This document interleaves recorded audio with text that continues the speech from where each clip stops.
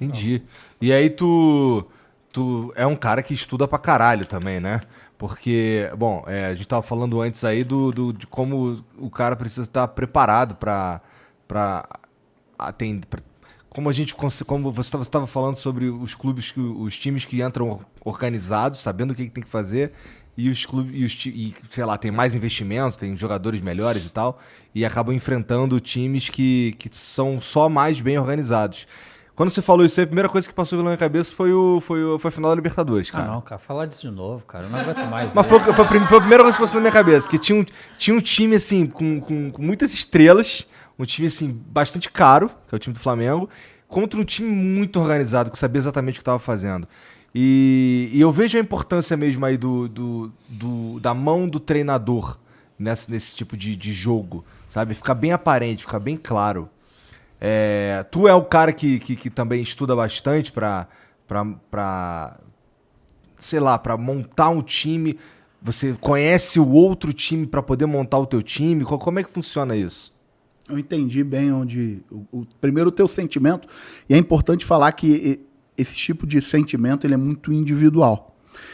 Se eu for fazer uma provocação a vocês aqui, obviamente que vocês têm todo o lado emocional da questão de gostarem de um dos clubes envolvidos.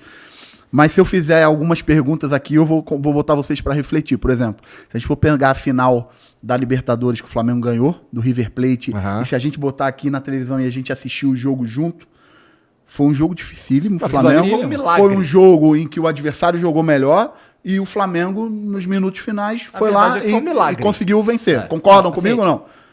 Eu tenho... Não. Vamos nessa linha. Assim, foi um jogo... O Flamengo não foi soberano no jogo. Não, de jeito nenhum. Beleza. Então, depois a gente pode até detalhar. O Flamengo não foi soberano. Não foi uma vitória de soberania. Não. Beleza. E se eu fizer um outro exercício com vocês agora nessa final, o jogo estava em igualdade e o Michael teve uma puta de uma oportunidade de chutar cruzado ali. Se o Michael tivesse feito o gol e o Flamengo tivesse ganho a Libertadores, provavelmente o sentimento de vocês hoje seria outro, apesar de cada um ter o seu sentimento pessoal, sua percepção pessoal do que aconteceu. Né? Isso acontece muito em jogos eliminatórios. Copa do Mundo dá muito esse sentimento pra gente, né? A gente jogou contra a Bélgica e a gente tomou um gol de escanteio, que na verdade... um gol contra de escanteio. Na verdade, algumas Copas do Mundo aí, em 2006 para a França, a gente tomou um gol de falta lateral. 2010. Em 2010 para a Holanda, nós tomamos um gol de escanteio. Em 2014, a gente pula que foi algo atípico, mas também tomamos o primeiro gol de escanteio da Alemanha. E agora, em 2018, sofremos um gol de escanteio, tomamos o 2-0, buscamos o 2-1, e se a gente for pegar e ver só o segundo tempo do jogo, poderíamos ter virado o jogo tranquilamente, porque o Renato teve chance, o Paulinho teve chance, o Gabriel Jesus teve chance. E a gente não. Em jogos eliminatórios, isso acontece realmente. E aí, às vezes, você fica 4 anos ruminando aquele resultado, achando que tem que mudar tudo por causa de um jogo eliminatório, às vezes porque o adversário saiu na tua frente. Porque o adversário botou uma vantagem em jogo eliminatório. Quando você bota uma vantagem, tem todo um componente emocional, tem toda uma série de coisas que, às vezes, o treinador ele não consegue intervir de uma forma direta. Isso é fato. Às vezes você não consegue intervir porque tem um componente emocional ali envolvido. Eu rodei nisso tudo, você me fez a pergunta sobre como eu entendo a leitura de adversário. Geralmente, eu não me baseio 100% em cima do adversário. Para mim, se eu for botar numa balança assim, qual a importância que o adversário tem e qual a importância do que eu quero que a minha equipe produza, eu gasto mais tempo preocupado com a minha equipe do que com o adversário. Mas é evidente que eu não negligencio o adversário nesse processo, jamais. Existem diversas formas de se passar informações do adversário aos seus jogadores. E até nisso é importante se preocupar, porque se você passa muito do ponto, passando muita informação do adversário hoje para os seus jogadores, se você gasta muito tempo, muitas vezes o jogador começa a entender isso como uma mensagem subliminar, que você está valorizando mais ele, o seu adversário, do que... mesmo? Sem sombra de dúvida. Porque, porra, eu vejo, por exemplo, esse jogo que eu tô falando do Flamengo e Palmeiras, nessa final, cara, a gente sabia como é que o Palmeiras ia jogar.